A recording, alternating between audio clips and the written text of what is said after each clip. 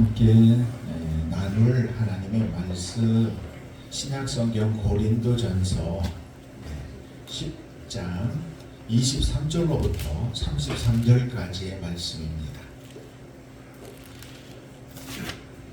우리 한 절씩 교독해서 봉독하겠습니다.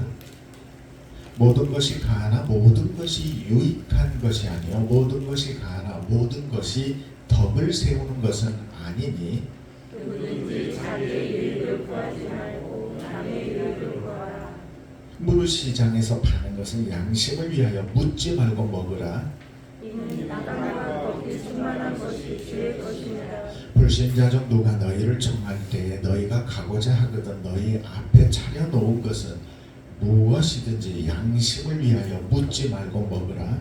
누가 너희에게 이것이 재물이라 하거든 알게 자가 그 양심을 위하여 먹지 말라. 내가 말한 양심은 너희의 것이 아니요 남의 것이니 어찌하여 내 자유가 남의 양심으로 말미암아 판단을 받으리요.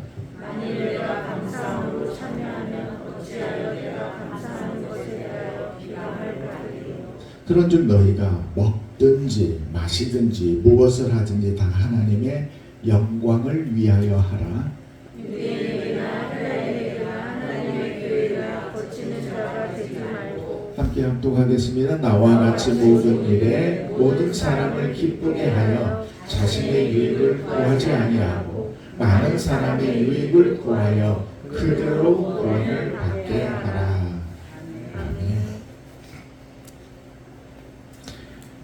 우리 그리스도인들의 많은 모습들 중에 하나가 우리는 하나님의 군사입니다. 또 하나님의 자녀입니다. 예수님의 제자입니다. 이제 이런 표현들이 많이 있어요. 그런 표현들 중에 하나가 우리는 파수꾼이다. 이제 이렇게 얘기를 해요.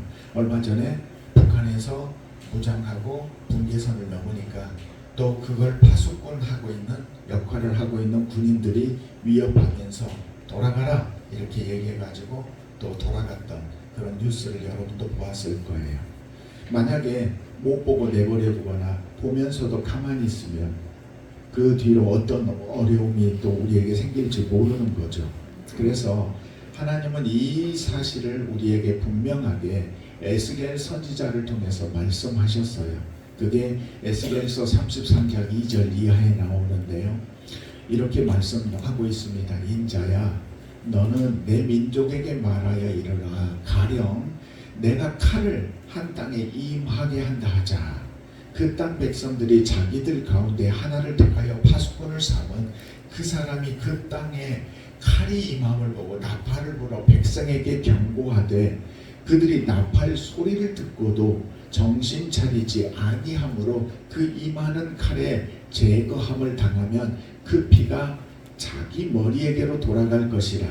그가 경고를 받았던들 자기 생명을 보전하였을 것이나 나팔 소리를 듣고도 경고받지 아니하였으니 그 피가 자기에게 돌아가리라.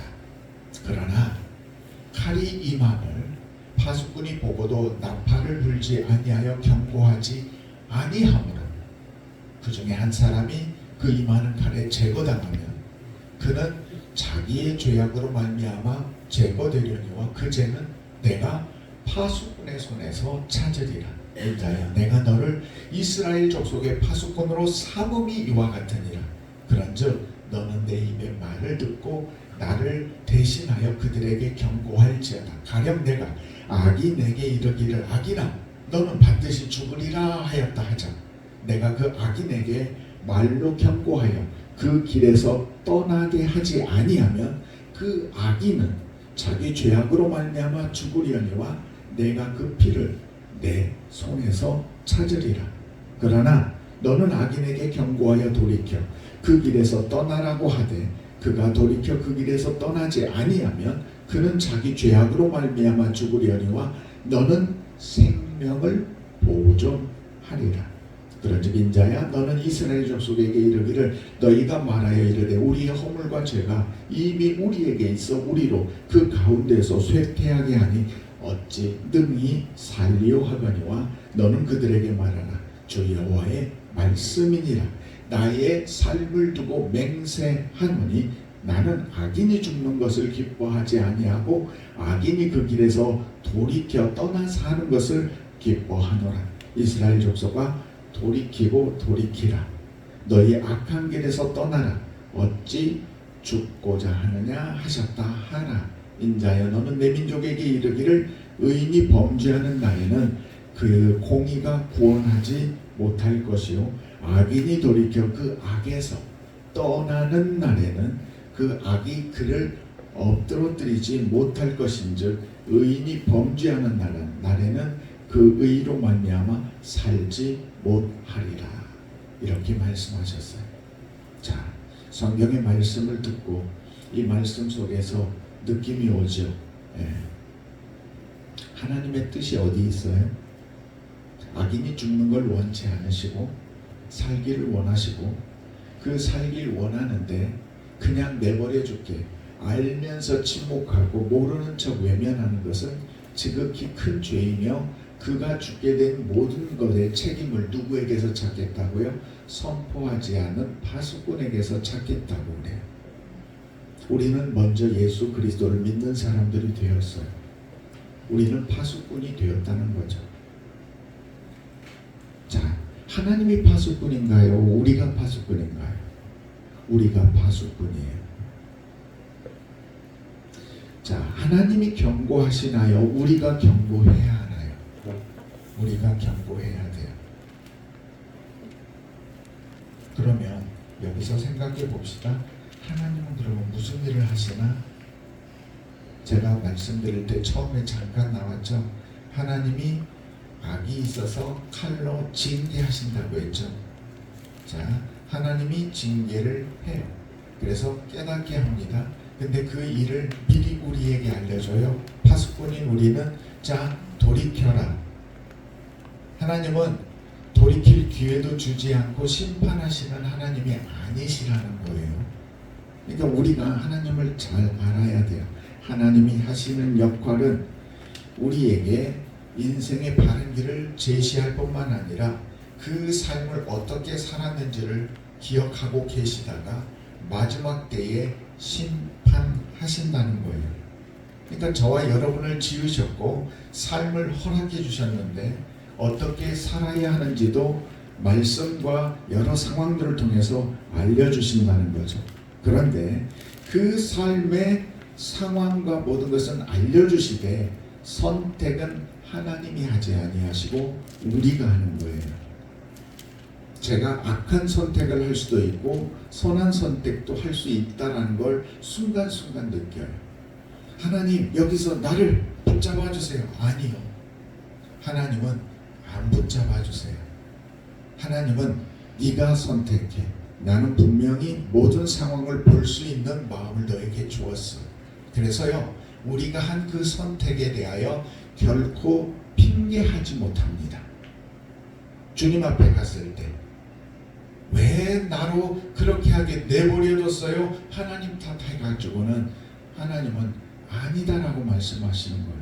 너에게 기회를 주었고 네가 바른 선택을 할 수 있는 기회를 준 거고 네가 잘못된 선택을 한 거지 잘못된 선택을 하게 내버려뒀다라고 나를 원망할 수 없다는 거예요. 그러니까 신앙생활을 하는 많은 사람들이요, 하나님 왜 나 내버려뒀어요? 라고 불만하는 사람들이 많아요. 저는 안 그랬으면 좋겠어요. 하나님은요, 과거에는, 구약시대에는, 그쵸? 우리가 어린 아이들은 이건 지나가면 큰일 나요. 불이 있는데, 다치는데 그걸 내버려두면 안 되잖아요. 그때는 그 자리에서 따끔하게 혼을 내죠. 그래서 다음에 그런 상황에도 경계하고 긴장하게 해주죠. 그런데 어때요? 지금 자녀들이 다 자란 후에는 여러분도 마음대로 못하잖아요. 그 아이들의 판단과 생각을 고려하죠. 그러는 거예요. 하나님은 구약시대에는 직접적으로 역사하시고 개입하셨지만 예수 그리스도를 통하여 하나님과 화평하게 한 이후로는 우리 모두에게 분별하는 지혜를 주셨어요. 저와 여러분은 얼마든지 하나님의 뜻을 알 수 있어요. 알려고 하지 않아 놓고 하나님 왜 나한테 안 했어요? 라고 핑계하지 못한다는 거예요. 저는 이 사실을 우리 기도 교우들이 절대 잊지 않고 살았으면 좋겠어요. 대신 우리가 살면서 넘어져요. 쓰러집니다. 잘못된 선택을 합니다. 실수를 합니다. 후회를 합니다. 그런데요, 하나님은 우리에게 인생 지우개를 선물로 주셨어요. 이 지우개는요, 최고 좋은 지우개예요. 어떤 유성펜으로 지워도 지우기만 하면 다 지워져요. 그래서 우리가 살면서 실수하거나 죄를 지어도요, 주님, 제가 잘못했어요. 제가 깨닫지 못해서 이랬어요. 이 죄를 용서해 주세요라고 여러분의 그 지우개로 지우면, 예수라는 지우개로 지우면 흔적도 없이 지워져요. 그래서 우리는 수없는 실수를 하지만 계속 지워가면서 사는 거예요. 그래서 우리가 이게 얼마나 큰 은혜인 줄 알아야 돼요. 수없는 흔적들, 수없는 죄의 그 쇠사람들을 뒤에 줄줄이 끌고 인생을 힘겹게 걸어가는 사람들이 아니라 우리는 예수 안에서, 하나님 안에서 그때그때 지워가면서 은혜 안에서 산다는 거예요. 예수라는 인생 지우개, 이걸 가졌다는 것을 감사할 줄 아는 우리 기도원 교우 되시기를 주님의 이름으로 축원합니다. 자, 하나님이 하시는 일에 대해서 말씀드렸었고요. 그러면 우리가 해야 하는 일, 파수꾼은 경계하고 알려야죠. 저의 파수꾼의 역할은 뭘까요? 하나님의 말씀을 늘 묵상하는 거예요. 하나님의 말씀, 오늘을 살고 있는 우리 교우들 계속 번갈아 보면서 어떤 말씀이 지금 우리 교우들로 하여금 바른 길을 가게 할 수 있을까? 하나님의 뜻을 어떻게 삶에서 지켜나가고 그 뜻을 이루면서 멋지게 살 수 있게 할까? 이게 제 해야 할 일인 거죠.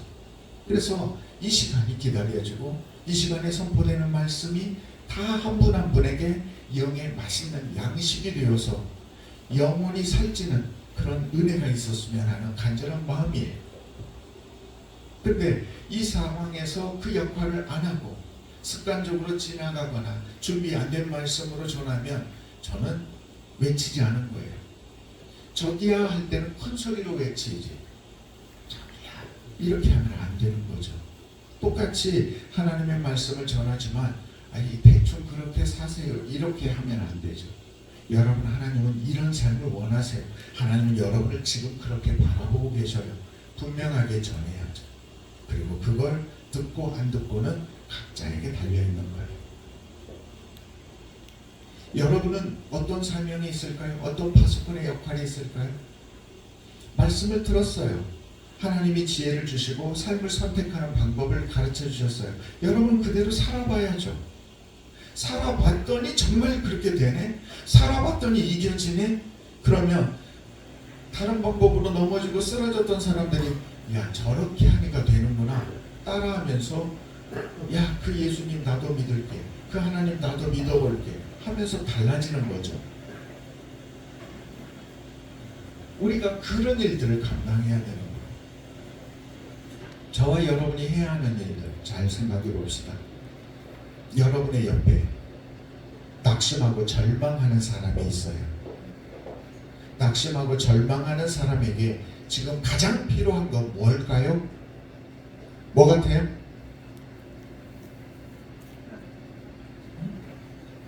위로죠. 그죠? 근데 사람들은요, 위로하는 게 아니라 자신을 뽐내려고 해요. 욥의 세 친구처럼. 바둑 복귀하는 것도 신기하긴 한데요, 바둑을 복귀하다 보면 자기가 돌을 잘못 놨던 패착했던 그 순간이 와요. 그러면 이때 만약 여기에 두지 않고 이렇게 뒀으면 지지 않고 이길 수 있었다고 이야기합니다. 그런데요, 맞는 말이에요. 근데 절망하고 힘들어하고 낙심되어 있을 때는 그런 고쳐주는 게 중요한 게 아니라 위로하는 게 중요한 거거든요.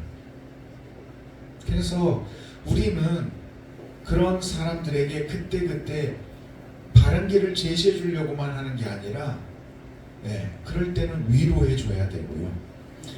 지금 선택해야 되는 절체절명의 상황 속에서 혼란스러워하고 어지러워하고 곤란해할 때에는 다가와 주시면서 용기를 북돋아주고 하나님께서 이 일을 선택하시면 하나님께서 잘 이끌어 주실 거야 라고 말할 수 있어야 되는 거죠. 그때 다른 거예요.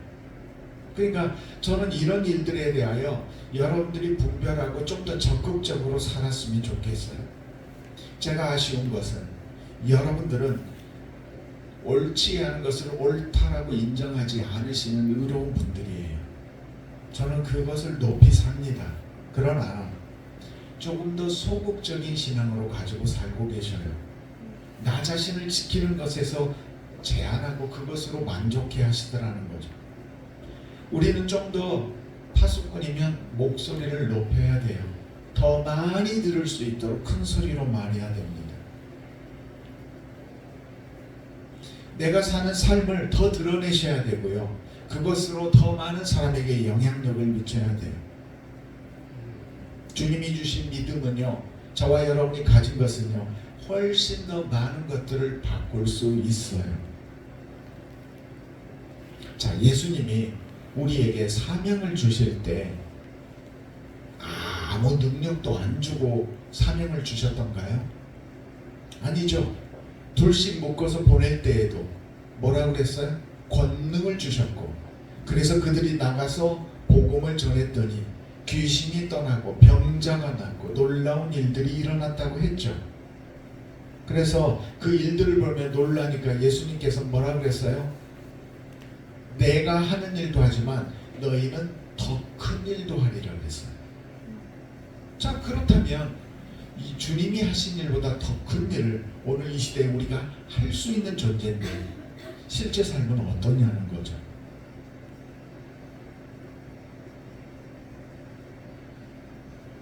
저는 우리 그리스도인들이 세상을 대하는 태도가 달라져야 한다라고 생각을 해요. 그래서 오늘은 그리스도인의 태도라는 제목으로 말씀을 나누는 거예요. 이 태도의 근본 차이가 뭘까요? 세상 사람들은요, 이 세상이 전부로 알고 있어요. 여기서 다 누리면 되고요, 여기서 수명을 다하면 되고요, 그 이유는 모르겠다예요. 그래서 이 땅에서 최대한 많이 누리려고 하죠. 속이면서라도. 근데 우리는 달라요. 우리는 이 땅의 이생도 중요해요. 그런데 더 중요한 게 영생이에요. 근데 사람들마다 틀리더라고요. 영생은 요만큼만 중요하고 이생이 이따만큼 중요한 그리스도인들도 있긴 해요. 근데 잘못됐어요. 세상은 나그네예요. 분명히 우리는 나그네의 삶이고요, 그리고 본향을 사모하는 자라고 되어 있어요. 여기서 수고한 수고를 바꾸어서 환전을 해서 본향에서 부유하게 살아야 돼요. 그 일을 우리는 해야 한다라는 거죠. 그래서 불신자들은 땅의 보화를 쌓지만 예수님은 우리 믿는 사람들은 어디에다가 보화를 쌓는다고요? 하늘의 보화를 쌓는다고 말씀하신 거예요. 바로 이 관점의 차이가 큰 겁니다. 저는 지금 이 땅에 살지만, 이 땅에서 주님이 주시는 위로 속에 살지만 영원한 영생을 사모하며 살고 있어요. 그래서 그런 마음으로 우리 기도원 교우들 모두가 일당백이 되었으면 좋겠어요. 이 땅에서도 더 멋지게 성공했으면 좋겠어요. 근데 그렇게 하기 위해서는 여러분의 태도, 세상을 보는 눈이 달라져야죠. 분별해야죠. 자, 기독교의 한 분파 지금도 있어요. 퀘이커, 월몬교 그런 쪽은 어때요? 지금도 마차를 타고 다니죠. 전기를 거부하고 냉장고나 가전제품을 하나도 가져다 쓰지 않아요. 저는 그분들을 틀렸다고 비난하는 건 아니에요. 그들이 선택한 선택이죠. 그러나 저와 여러분은 그런 선택을 하지 않았어요.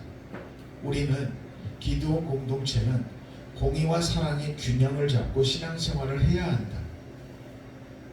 이 불의한 일들을 불의하다고 선포하고 오늘 말씀한 것처럼 바울이 말한 것처럼 내 올바름이 누구의 말에 의하여 누구의 양심에 의하여 흔들릴 일이 아니라고 말하는 거죠. 우리는 그러한 모습을 당당하게 나타내면서 살아야 된다는 거예요.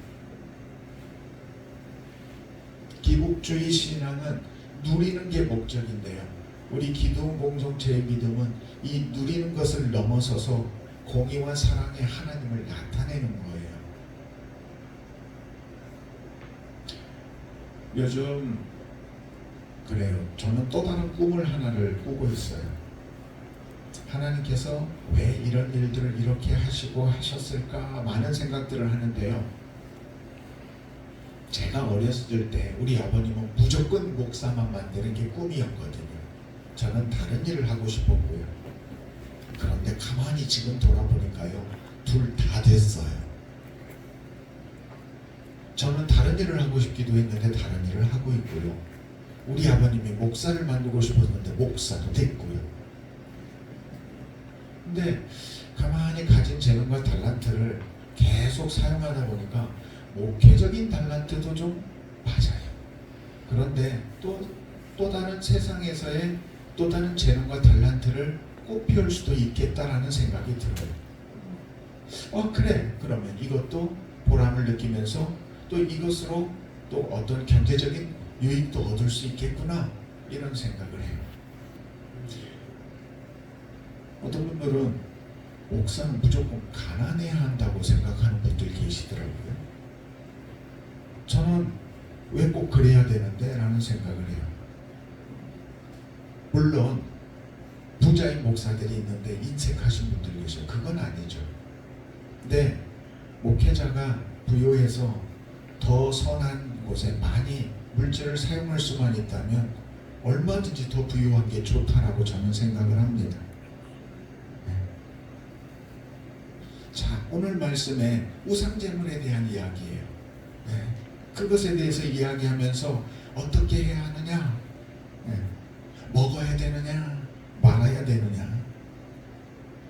근데 바울은 분명하게 이야기해요. 걱정하지 말고 먹으래. 그 이야기는요, 여러분이 가진 믿음을 근심하지 말고 두려워하지 말고 그 믿음대로 살라는 거예요. 사람들이 그 당시에는 시장에 나온 고기들은 대부분 우상제물에게 드려졌다가 다 소화를 못해가지고 시장으로 나와서 팔리고 있는 고기들이었단 말이에요.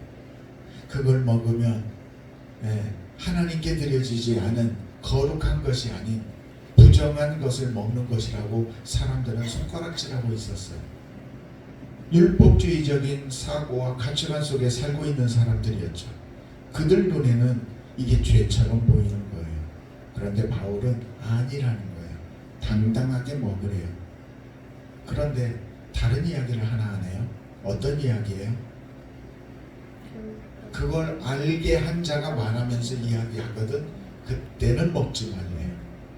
근데 본문을 잘 살펴보세요. 먹지 않는데 그때는 말 들을까봐 먹지 말라는 게 아니라 무엇을 위하여 먹지 말라고요? 뭐라고 써 있어요? 누구의 양심? 그 사람의 양심. 자, 내 양심을 위하여 먹지 말라는 게 아니라 내 양심은 떳떳해요. 먹거나 먹지 않거나 그걸로 아무 문제가 없고 나는 여전히 거룩해요. 근데 먹거나 먹지 않는데 먹지 않는 이유는 그 사람이 그걸로 인하여 그 양심이 시험을 받아서 넘어질까 조심하라는 거예요. 그래서 먹지 말라는 거예요. 나는 견딜 수 있는데 저 사람을 위하여 참아주는 것. 바로 그런 마음으로 분별하고 살라고 이야기하는 거예요. 그렇게 해서 악인의 죽는 것을 돌이켜 그 영혼들을 구원하는 것을 하나님이 기뻐하신다고 말씀하시는 거예요. 그 교훈의 말씀과 연결되는 거예요. 베드로가 꿈을 꾸었죠. 3번이나 보자기 환상을 보았어요. 그 보자기 환상을 꼴 때 보자기 안에 무엇이 있었었죠? 부정하다는 그 짐승들, 벌레들 막 그런 게 있었단 말이에요. 그런데 그 꿈에서는 그걸 어떻게 하라 그랬어요? 먹으라 그랬어요. 그러니까 저는요 경건한 사람이어서요 저는 이런 거 먹지 않아요. 아니야, 내가 깨끗게 했으니까 먹어라 그랬어요. 그 꿈을 3번을 반복해서 꾸었어요. 무슨 얘기예요? 틀리지 않는 진리라는 거예요.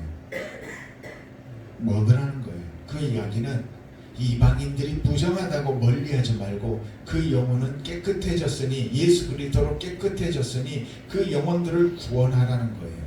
그들과 함께 하라는 거예요. 예수님이 우리를 위하여 죽으셨으니 우리는 그 영혼들을 향하여 손을 내밀고 붙잡고 사랑하라는 거예요. 주님은 이 땅에 오셔서 당신의 사명대로 막힌 담을 하셨어요. 하나님 앞에 나아갈 수 없는 우리를 나아가게 하셨단 말이에요. 하나님과 화목하게 하셨어요. 그래서 우리 역시도 그 화목하게 하는 일을 해야 한다는 거예요. 거기에서 내가 있는 권세와 내가 있는 자리를 이용하여 두 사람을 이간질시키거나 분리시키거나 그런 일들은 절대로 하나님께서 기뻐하시는 일이 아니에요.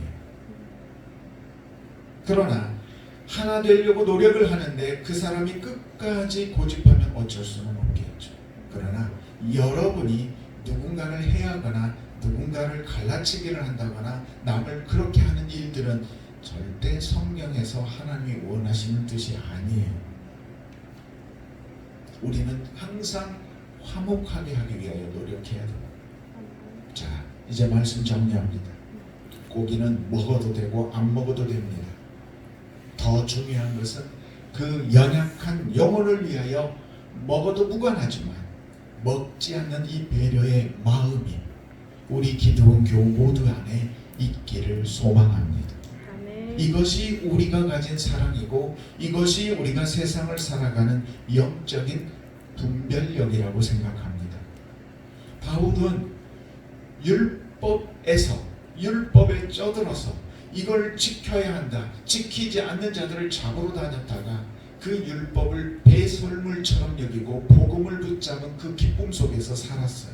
그래서 율법이 아니라 사랑이다, 공이다라고 외쳤던 거죠. 오늘 말씀을 통해서 사랑하는 우리 기도원 교우들은 흔들리지 않는 이 믿음의 분별력을 가지되 연약한 믿음을 가진 자를 위하여는 한없이 내 고집을 버리고 내 생각을 버리고 그 사람에게 맞추어주며 섬기고 기다려주는 성숙한 그리스도인 되시기를 우리 주 예수님의 이름으로 축복합니다. 아멘. 기도드리겠습니다. 아버지 하나님, 오늘도 우리를 불러주심에 감사를 드립니다.